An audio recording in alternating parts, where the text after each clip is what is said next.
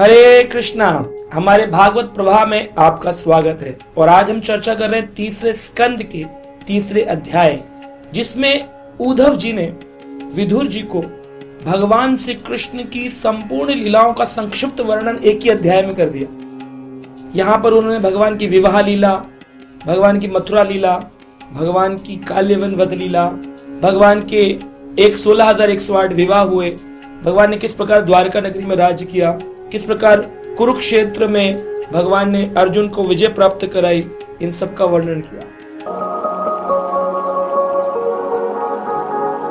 तीसरे स्कंद के तीसरे अध्याय के 21 नंबर श्लोक में यह बात कही गई है।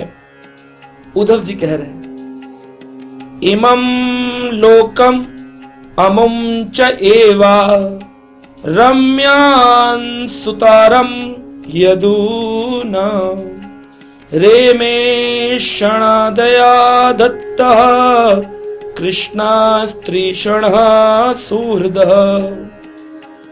क्या मतलब है? इमं लोकम एवं च एवः, इस लोक में, इस पृथ्वी पर भगवान ने रम्यम सुतारम यदुना, भगवान ने सुतारम अपने बच्चों के साथ, अपने परिवार के साथ खूब सारी लीलाएं करी। रे में यानी कि अब भगवान ने सभी लीलाओं का बड़ा आनंद लिया। रे में रमा शब्द से रमिति इति राम, राम मतलब आनंद देने वाले, तो भगवान जब स्वयं आनंद ले रहे हैं तो रे में भगवान क्षण दया, एक भी क्षण ऐसा नहीं जो भगवान आनंद में ना रहे हो। भगवान का नाम ही है कृष्ण आनंद कंद, तो भगवान आनंद में रहते हैं और उन्होंने आनंद लिया हर पल। क्षणादया यानी कि दिन में, रात में, हर पल। दत्ता कृष्णा स्त्रीह, अपनी स्त्रियों से जो दत्तक पिता के रूप में उन्होंने पुत्र संतान उत्पन्न करी, उनके साथ कृष्ण सुहृदः, और जो उनके सुहृद मित्र थे उन सबके साथ आनंद लिया। तो इस प्रकार भगवान की अनेक लीलाएं हुई। वो सब उद्धव जी ने विदुर जी को क्रम अनुसार बताया कि भगवान श्री कृष्ण जब मथुरा के राजा थे तो उस समय उनके ऊपर आक्रमण किया गया। तो भगवान जो जरासंध के आक्रमण पर 17 बार जब आक्रमण हुआ तो भगवान युद्ध करते रहे और 17वीं बार भगवान युद्ध छोड़ करके भाग गए। क्यों? तो इसके लंबे लंबे वृत्तांत है, लेकिन संक्षिप्त रूप में, क्योंकि जरासंध ने ब्राह्मणों की शरण ग्रहण की थी और ब्राह्मणों ने कहा तथास्तु, तुम्हारी विजय हो, विजयी भव। तो भगवान क्योंकि ब्राह्मणों के हितैषी हैं, तो भगवान ने जरासंध को 17 बार छोड़ा था। क्यों? किस कारण से? ताकि वो जाए और अन्य अन्य असुरों राजाओं को पकड़ करके युद्ध के लिए मथुरा ले आए, और भगवान फिर उसका मथुरा में सारे राजाओं का वध कर देते थे, केवल जरासंध को छोड़ देते। बोले एक पापी जाएगा, अन्य पापियों को लेकर के आएगा, तो उसको छोड़ा गया। लेकिन अंतिम बार जब उसने ब्राह्मणों की शरण ली तो भगवान ने ब्राह्मणों के वचन का पालन करने के लिए वहां से रण छोड़कर भागे। भगवान नाम पड़ा, रण छोड़ रहा है। भगवान एक पर्वत पर चढ़ गए जहां पर गुफा में, धौलपुर भारत के अंदर जहां है, वहां पर गुफा में मुचुकुंद राजा सो रहे थे और पीछे के यवन राजा काल यवन जो भगवान से जो युद्ध करना चाहता था, वो भगवान के पीछे पीछे भागा। भगवान आगे आगे भागे और मुचुकुंद जी जो प्रार्थना किए थे, देवताओं से वरदान मांगे थे कि जब मेरे नेत्र खुले तो जो मेरे सामने आए वो जलकर भस्म हो जाए और मुझे इसी जीवन काल में भगवान श्री कृष्ण का दर्शन प्राप्त हो। तो काल यवन पीछे पीछे भाग रहा था, भगवान को कह रहा था रुक जा, ओ अघोरी, ओ पापी, रुक जा। तो काफी सारे पाप की बातें भगवान सुन रहे थे, उसकी गालियां, उसकी अब्यूजिव बातें सब सुन रहे थे ठाकुर जी। भगवान उसको भगाते रहे, इतनी दूर भी नहीं भाग गए कि वो हताश होकर यू टर्न मार ले भगवान भागे, लेकिन इतना डिस्टेंस रखा कि वो भगवान के पीछे पीछे आता रहे। और फिर भगवान गुफा में घुसे जहां मुचुकुंद राजा सो रहे थे। भगवान ने अपना पीतांबर उसको उड़ा दिया और जाकर गुफा में छुप गए। कालियवन अंदर घुसा गुफा में, कहता है मुझे दौड़ाकर यहां सो रहा है, लात मारी। तो मुचुकुंद जब उठे तो उनकी नेत्र अग्नि से जलकर के कालियवन भस्म हो गया। तो भगवान एक लीला करते हैं, कृष्ण करे एक लीला, करे तीन चार लीला करते। जरासंध के ब्राह्मणों के वचन की रक्षा, काल यवन का मरना और मुचुकुंद को अपना दर्शन देना, इन 3 लीलाओं को एक लीलाओं में पूर्ण कर दिया। भगवान ने रातों रात द्वारका नगरी का निर्माण किया और भगवान ने 16,108 विवाह किए, जिसमें से 8 उनकी मुख्य पटरानियां थी। रुक्मणी देवी, सत्यभामा, जामवंती, कालिंदी, मित्रवृंदा, नग्नजीता, भद्रा और लक्ष्मणा, ये 8 उनके मुख्य विवाह हुए। और 16,100 कन्या कहां से आई? तो 16,100 कन्या कैद थी। प्रज्ञा ज्योतिषपुर नाम का एक जगह थी, जहां पर एक असुर रहता था जिसका नाम था नरकासुर। उसने अलग अलग राजकुमारियों को कैद किया था और प्लान किया था कि अमावस्या आएगी जब कार्तिक की, और कार्तिक में जब अमावस्या आएगी तब मैं विवाह करूंगा, जिसे दीपावली कहते हैं, दिवाली के दिन। तो उससे एक दिन पहले, जिसे लोग छोटी दिवाली कहते हैं, सभी राजकुमारियों ने चिट्ठी लिखी थी कि ठाकुर जी आइए, हमारी रक्षा करिए। लेकिन नरकासुर को वरदान मिला था, पृथ्वी माता का पुत्र था, कि भगवान ने जब वराह रूप लेकर के पृथ्वी को धारण किया तो पृथ्वी माता ने भगवान वराह से कहा था कि आपके मुझे पृथ्वी को धारण करने के कारण मेरा एक पुत्र उत्पन्न हुआ जिसका नाम है नरकासुर।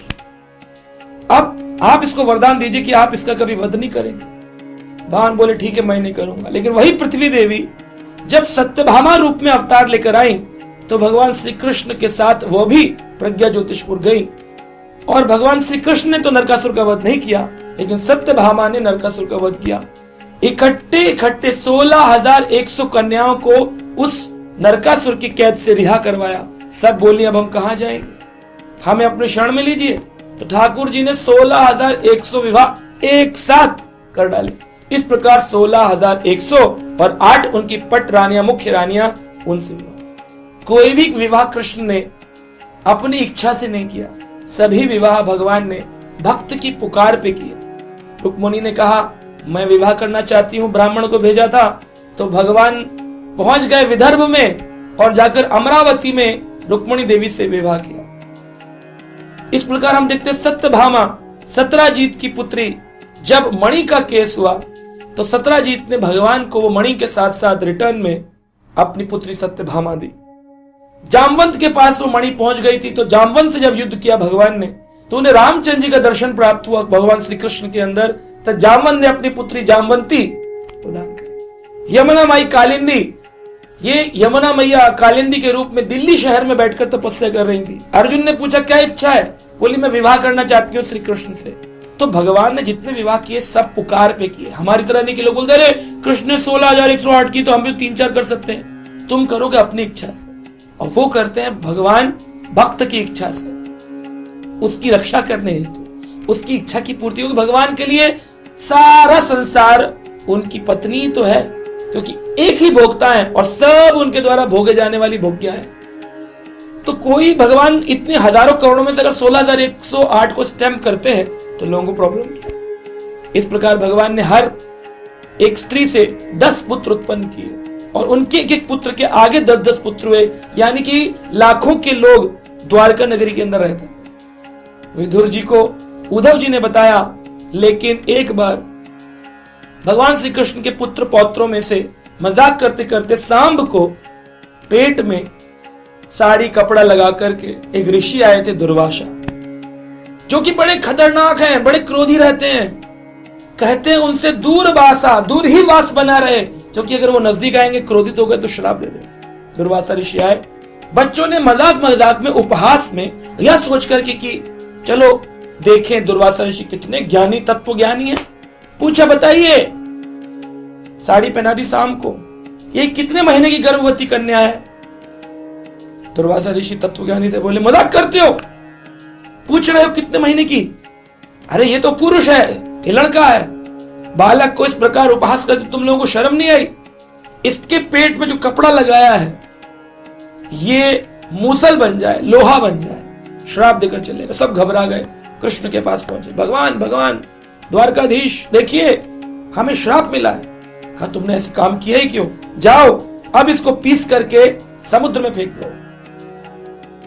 और देखते हैं कि जिधर वो पीस करके फेंका गया उन सब लोहे के टुकड़ों से बड़े बड़े पत्ते घास निकल के आए, जो कि खतरनाक लोहे के समान तेज धार वाली घास थी। और सभी यदुवंशी आपस में युद्ध करके उसी घास से लड़के कट के समाप्त हुए। क्यों हुआ ऐसा? ये सब अभी क्या बोला, इस श्लोक में बताया गया। भगवान ने रेमी आनंद प्राप्त किया। तो कौन अपने परिवार को लड़वा करके आनंद प्राप्त करता है? यानी भाई भाई लड़ जाएं तो लोग में बड़ा आनंद की बात है। आनंद कहां हुआ? यदुवंशी लड़ रहे हैं, समाप्त हो रही, तो रोने वाली बात है। तो भगवान जो लीला करते हैं वो दो प्रकार की लीला है। एक लीला है संसारिक लीला, लौकिक लीला, और एक लीला है आध्यात्मिक लीला। लौकिक लीला संसार के लोगों के लिए होती है, जिनको समझना नहीं, जिनके लिए भगवान मुख्य नहीं है। आध्यात्मिक लीला होती ताकि लोग भगवान को समझ सके। तो लौकिक लीला कहती है उसी लोहे का टुकड़ा एक मछली के पेट में चला गया, एक व्यक्ति ने उस मछली को काटा, उसके पेट से लोहे का टुकड़ा मिला, उसने उसी से तीर बनाया, भगवान श्री कृष्ण के पैर में वही तीर मारा, उसी से भगवान को मरना पड़ा। भगवान कहते हैं नमाम कर्माणि लिम्पन्ति, मुझे कोई कर्म बांध नहीं सकता है। तो फिर ये कैसे हो गया कर्म का बंधन? तो ये लौकिक लीला है संसार के लोगों की। आध्यात्मिक लीला क्या है? जितने भी यदुवंशी थे ये सब भगवान के धाम से आए थे। कुछ देवता थे, कुछ ऋषि मुनि थे, कुछ बड़े बड़े ग्रंथ, स्तुतियां, स्मृतियां, श्रुतियां, यह यदुवंशी बनकर के आए।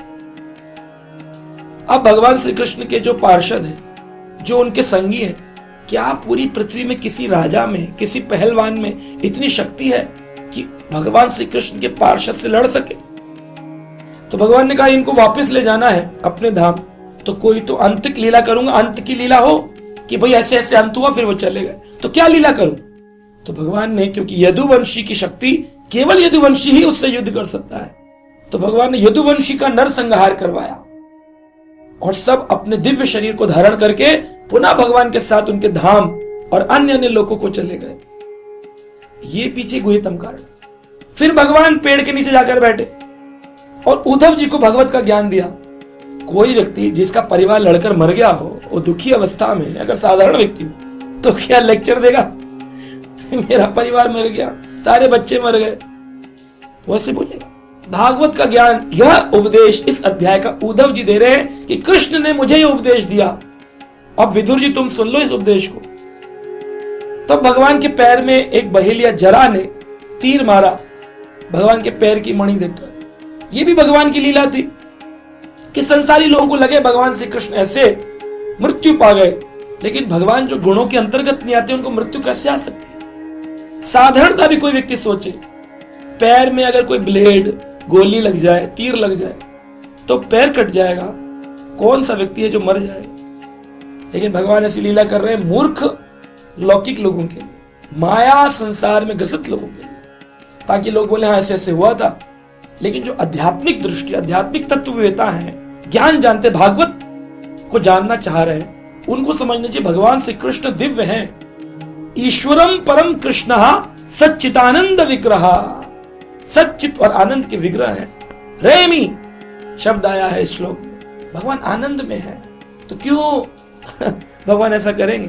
तो भगवान ने ये लीला करी और उसके बाद भगवान ने तीर को निकाल के साइड में फेंक दिया। प्रभास क्षेत्र आज भी लोग गुजरात में जाते हैं, भलका तीर्थ में, और भगवान अपने दिव्य धाम को अपने दिव्य शरीर के साथ वापस पुनः जैसे थे वैसे के वैसे ही चले गए। लेकिन संसार के लोगों को क्या लगा? भगवान ने एक शरीर बनाया, माया शरीर, और उस माया शरीर को जला करके अंतिम संस्कार किया गया। लोग बोले अरे देखो कृष्ण मर गए। लेकिन जो भगवान के आध्यात्मिक भक्त हैं, उद्धव, विदुर, मैत्रेय मुनि, ये गुह्यतम ज्ञान को जानते हैं। अब जो भागवत नहीं पढ़ते उन लोगों के लिए, संसारी लोगों के लिए भगवान ने एक रचना रची। तो ये सारी बातें उद्धव जी ने जब विदुर को बताई तब विदुर को संतुष्टि आई। ओ हो, इस कारण से भगवान ने ये कार्य किया। तो आशा करते हैं आप भी समझे होंगे भगवान की इस अद्भुत लीलाओं को, और अगले अध्याय में फिर सुनेंगे भगवान की और विस्तार पूर्वक लीलाएं कैसे चल रही है। हरे कृष्ण।